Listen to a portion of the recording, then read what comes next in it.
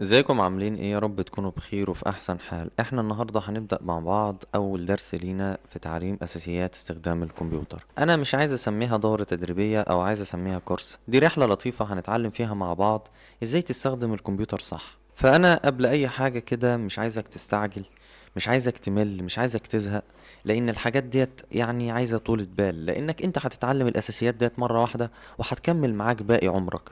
فان شاء الله باذن الله الرحله بتاعتنا تبقى لطيفه وتتعلم فيها حاجات كتير جدا تفيدك ان شاء الله باذن الله. فيلا بينا بقى نبدا الفيديو بتاعنا. اول حاجه هنتكلم فيها وهي نظام التشغيل. الويندوز ده هو نظام التشغيل. لو عندك ويندوز 7 او ويندوز 8 او ويندوز 10 او حتى 11، الشرح ده هيمشي مع الكل، لان الاساسيات واحد، الاعدادات واحد ما بتتغيرش، اللي بتغير بس الشكليات ما بين ويندوز وويندوز. لكن طبعا الحاجات الأساسية بتبقى ثابتة في كل برامج التشغيل أو كل أنظمة التشغيل. مبدئيا كده، لو بتشد الفيشة والجهاز شغال أو بتضغط على الزرار وتقفله فأنت كده بتعمل كارثة. ما ينفعش تقفله كده نهائي. انت عندك طريقتين علشان تقفل الجهاز صح. اول طريقة معانا وهي انك هتضغط على قائمة ستارت، واحفظ بقى معايا الحاجات دي.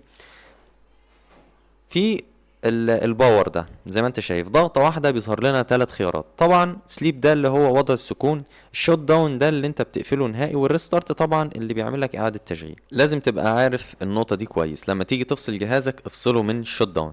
طيب لو عايز تقفله في طريقة تانية بسيطة وسهلة جدا، بتضغط على Alt و F4، بيظهر لك ديت زي ما انت شايف، بتضغط على اوكي. وطبعا زي ما قلت لك بتنفع على كل انظمة التشغيل. هنروح بعد كده على اظهار الايقونات على سطح المكتب. زي ما انت شايف مفيش غير الزيز بي سي والريسايكل بن والكنترول بانل. لو مش موجود عندك او عايز تظهرها فانت يعني هتعمل حاجة بسيطة جدا، بتضغط على كليك يمين وبتختار اخر خيار، وبعد كده هنروح على سيمز اللي انا بعلم لك عليها دي، وبعد كده هنروح على ديسك توب ايكون سيتنج، بنضغط عليها ضغطة. بعد كده بتظهر لنا النافذة دي، بنعلم طبعا على الحاجات دي. طبعا انت مش هتلاقي دول متعلم عليهم، فانت بتعلم على كل الحاجات ديت وبتضغط اوكي. زي ما انت شايف هتلاقيهم ظهروا معاك. الحاجة اللي بعد كده وهي ازاي تغير خلفية الجهاز بتاعك. هنضغط برضو كليك يمين وهنختار اخر خيار اللي هو اسمه بيرسونالايز، هنضغط عليه ضغطة، هيفتح لنا زي ما انت شايف النافذة دي. هنضغط طبعا على الاختيار ده اللي هو براوز، تمام، ضغطة واحدة. هنا طبعا بيجيب لك الخلفيات اللي انت منزلها. طبعا انت لو مش منزل خلفيات او ما عندكش ولا صورة، انا هعلمك برضو ازاي تنزل الحاجات ديت وتحفظها عندك على الجهاز. بس الاول خلينا بس ايه في النقطة دي. هتختار اي صورة من هنا وهتضغط على الاختيار ده، هترجع هتلاقي الصورة اتغيرت معاك زي ما انت شايف. هنضغط على كليك يمين. ايه الحاجات اللي ظاهرة لنا هنا؟ لازم نعرفها كلها علشان نعرف استخداماتها بعد كده. ونروح بعد كده على حاجة مهمة، وهي احنا لو ضغطنا كليك يمين هتظهر لنا القائمة دي. القائمة ديت هشرحها لك واحدة واحدة.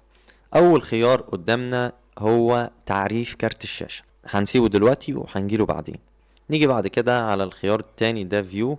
طبعا هنا بيكبر لك حجم الايقونات، يعني لو ضغطت على ده هتلاقي الايقونات كبرت. طبعا لو عايز اغير الترتيب بنختار تاني واحدة، هنا النيم هنا السايز، يعني انت بتحاول يعني ايه تغير على حسب الحجم مثلا او الاسم. الحاجات دي طبعا مش هتفرق، يعني انت هتخليها مثلا وليكن سايز، هتلاقي الحجم الكبير بقى فوق والحجم الصغير بقى تحت. لو جينا برضو من قائمة فيو ونزلنا تحت على الاختيار اللي هو اوتو ده اللي هو ايكونز، هنلاقي ان مش متعلم عليه. طيب ايه فايدته؟ احنا لو مش معلمين عليه وسحبت ده كده هتلاقيها راحت في اي حتة انت عايزها. حتى هتلاقي الحاجات بتتحط فوق بعض كده وشكلها مش لطيف. طيب انت عايز تنظم الحاجات دي كلها، هنا بقى فايدة الايكون اوتو ان هي بتنظم لك كل الحاجات ديت، بتخليها ما تجيش على بعض. انت دلوقتي لو جيت تسحب اي حاجة مش هتتسحب، فهي فايدتها ان هي بتثبتها لك في مكانها. طيب نيجي بعد كده لو عايزين نعمل فولدر، هنضغط على كليك يمين، هننزل تحت على نيو. طبعا احنا ما يهمناش من كل ده غير الفولدر دلوقتي، والحاجات ديت هنشرحها بعدين بالتفصيل. هنضغط على فولدر، هيعمل لنا طبعا الفولدر. طب انا لو عايز اغير الاسم بتاعه هعمل ايه؟ هاجي عليه كده وهضغط كليك يمين. هتظهر لنا طبعا القائمة ديت، هنشرحها لكم برضو بس مش دلوقتي. هنيجي على حاجة اسمها رينيم، هنضغط ضغطة واحدة وهنغير الاسم. طيب دلوقتي يعني كتب بالانجليزي، طيب انا عايز اكتب بالعربي، هعمل ايه؟ في طريقتين. اول طريقة هنضغط على Alt وبعد كده Shift، زي ما انت شايف غير معانا اللغة. طيب الطريقة التانية سهلة جدا. لو جينا تحت هنا جنب الساعة وضغطنا، هيظهر لنا لغتين، الانجليزي والعربي. انت لو عايز تغير بتضغط وتغير معانا على طول. لكن انا بفضل الطريقة الاسرع والاحسن ان انت بتضغط على Alt وشيفت، Alt وشيفت بتتغير تاني. زي ما انت شايف هنا لو ضغطنا على Alt وشيفت بتتغير بسرعة. نيجي بعد كده على حاجة مهمة. انت دلوقتي عايز تعمل اي مفكرة تكتب فيها مثلا وليكن رقمك، او تدون فيها اي حاجة مهمة، هتعمل ايه؟ هنيجي طبعا في الفولدر اللي احنا عملناه ده، هندخل جواه، هنضغط على كليك يمين وبعد كده هننزل نختار نيو، وبعد كده هنختار التكست دوكومنت، هنضغط عليها وهنسميها الاسم اللي احنا عايزينه وليكن سالم. زي ما انت شايف سميناه، وبعد كده هنضغط دبل كليك اللي هي ضغطتين ورا بعض هيفتح معانا. انا دلوقتي مثلا عايز اكتب رقمي علشان منساهوش، او عايز اكتب اي رقم احفظه عندي. طيب انا دلوقتي كتبت الرقم، عايز احفظه، هحفظه ازاي؟ انا دلوقتي لو جيت اخرج من غير ما احفظ هيجيب لي القائمه دي، هي بالنسبه لك هتبقى غريبه شويه، في منكم اللي يعرفها وفي منكم اللي ما يعرفهاش. طيب النافذه ديت عباره عن سيف ودونت سيف، يعني كده بتقول له ما تحفظش، طلعت من غير ما تحفظ. لو دخلت تاني هتلاقيها فاضيه. فانا دلوقتي قدامي حل، انا هكتب تاني الرقم. بعد ما كتبت عايز احفظه، انا مش هضغط هنا وبعد كده سيف، لا، انا هضغط على فايل وبعد كده هعمل سيف، كده اتحفظ معايا. طيب مفيش طريقة تانية اسرع واسهل؟ في طريقة تانية اسرع واسهل من كده بكتير. انت كتبت مثلا وعايز تحفظ، هتضغط على كنترول واس، حفظ معاك خلاص كده. نيجي بعد كده على حاجة مهمة، لو عايز تنسخ الملف ده، اغلب الناس كانت بتعمل ايه؟ تضغط عليه كليك يمين وبتنزل على كوبي، وبعد كده تيجي رايحة في المكان اللي هي عايزة تحطه فيه وبعد كده تعمل بيست، كده نسخته. طيب دلوقتي مفيش طريقة يعني افضل من كده؟ في طبعا طريقة اسهل من كده بكتير. انت بتضغط عليه ضغطة وبتعمل ايه؟ كنترول وسي، كده انت عملت له نسخ. كنترول وفي، انت كده بتعمل له لصق. طيب ايه اللي ظهر لي دلوقتي؟ اول ما عملت له لصق بيقول لي انت كده بتعمل استبدال للملف. الملف موجود وانت بتحطه تاني، فانت يعني هتعمل له سكيب ولا تعمل له استبدال؟ انا طبعا هقول لك ايه، هعمل له استبدال. عملت له استبدال، استبدل لي الملف بقى موجود معايا اهو. طيب في حاجة تانية مهمة برضو، لو عملنا كده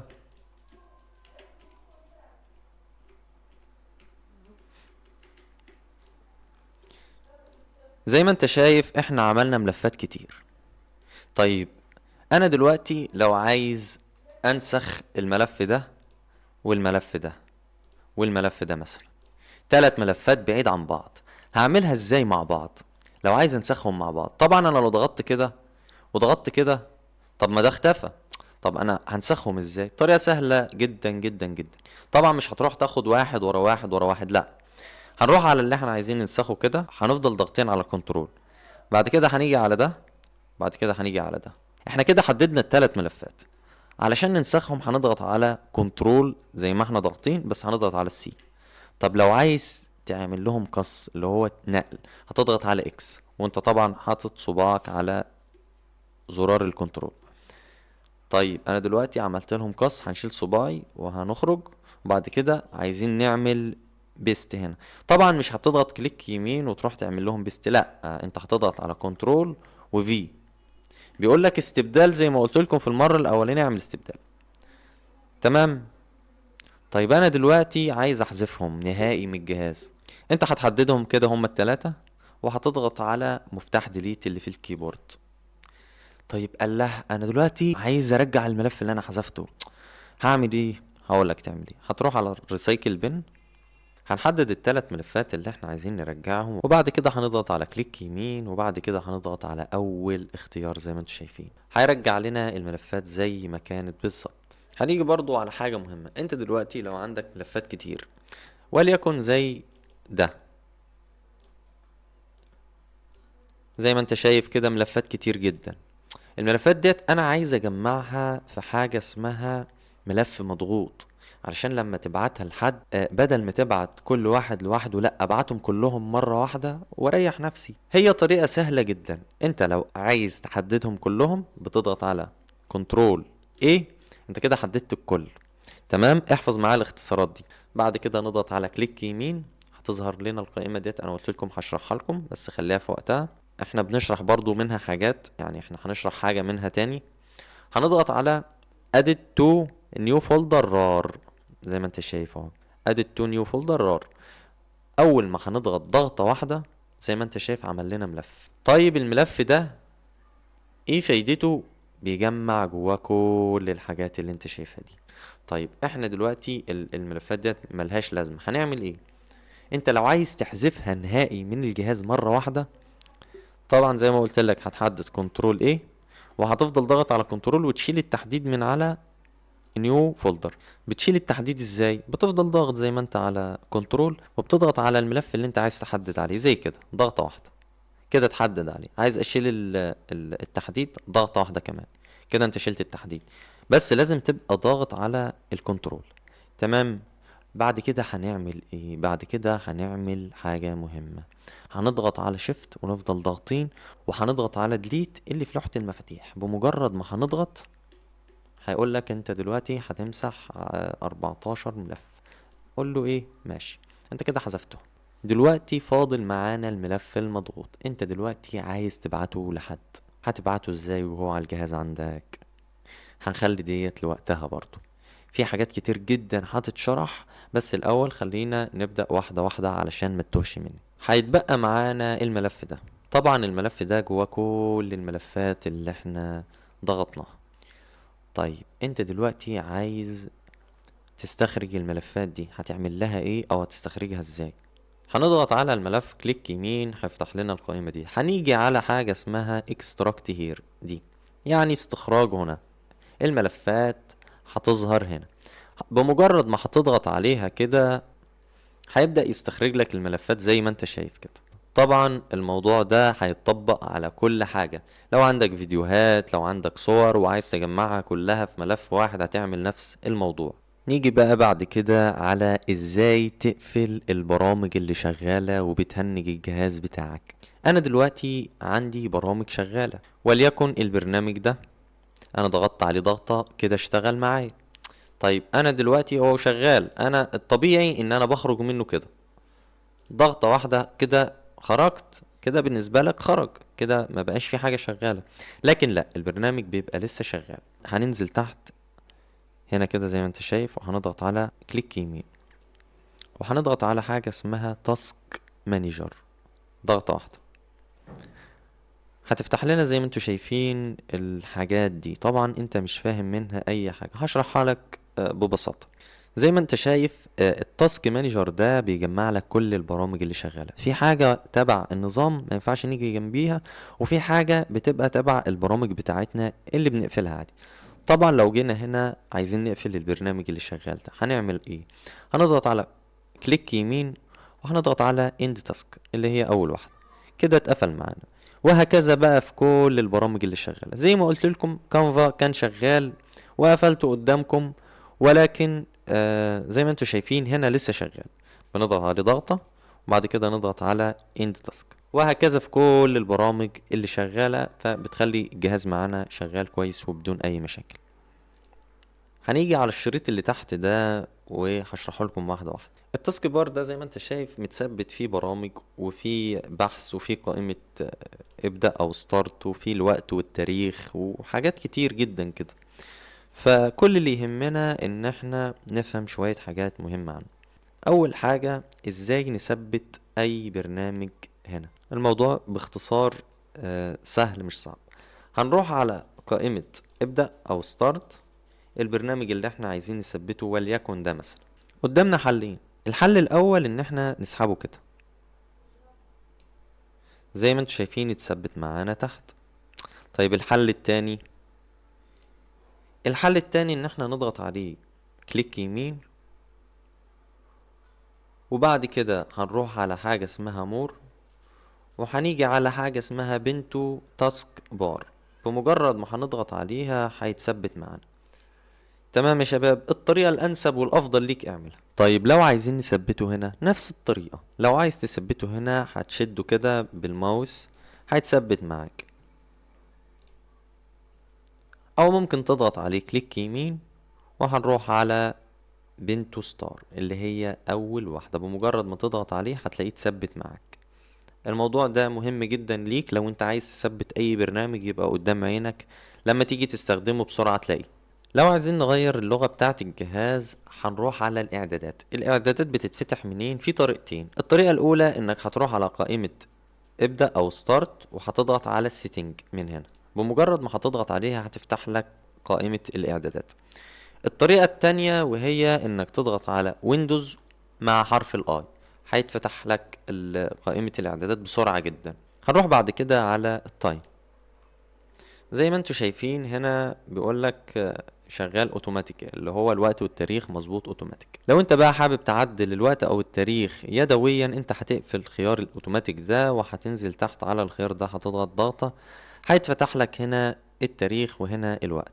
هتظبط فيه زي ما انت عايز وبعد كده هتضغط اوكي. هنيجي بعد كده على اللغة. لو عايز تغير لغة الجهاز بتاعك طبعا هنضغط هنا على اللغة، وهنيجي هنا نختار اللغة. لو مش موجودة عندك انت هتجيبها من هنا edit لغة. بمجرد ما بتضغط هنا بيظهر لك كل اللغات اللي انت محتاجها او اللي انت عايزها. هتبحث هنا على اللغة اللي انت عايزها، وبمجرد ما هتظهر معاك وليكن ديت هتضغط على نيكست وبتعمل لها انستول، وبعد كده بتظهر معاك هنا. انت لو عايز تغير اللغة هتضغط مثلا على اللغة العربية، هيجي لك ايه؟ هيجي لك هيقول لك انت عايز تغير اللغة دلوقتي. لو قلت له ايوه هيقفل الجهاز معاك وهيفتح واللغة هتتغير، بس احنا طبعا مش عايزين نغيرها دلوقتي. في ميزة حلوة جدا للناس اللي عندها اللاب بتاعها تاتش او الشاشة بتاعتها تاتش. انت لو مش حابب تكتب على الكيبورد في طريقة بسيطة وسهلة جدا ممكن تكتب بيها باللمس، وهي انك هتظهر الكيبورد على الشاشة. طبعا الكيبورد اللي هيظهر على الشاشة ده يعني ملهوش علاقة بأي شات أو أي حاجة أنت بتفتحها، سواء بقى ماسنجر أو سواء واتساب. أنت دلوقتي عايز تظهر الكيبورد، هنروح على التاسك بار زي ما انتوا فاكرين وزي ما انتوا عارفين ده اسمه تاسك بار. هنضغط عليه طبعا في أي مكان فاضي كليك يمين، وبعد كده هنعلم على الخيار ده. بمجرد ما هنعلم هتلاقيه ظهر لنا هنا الكيبورد.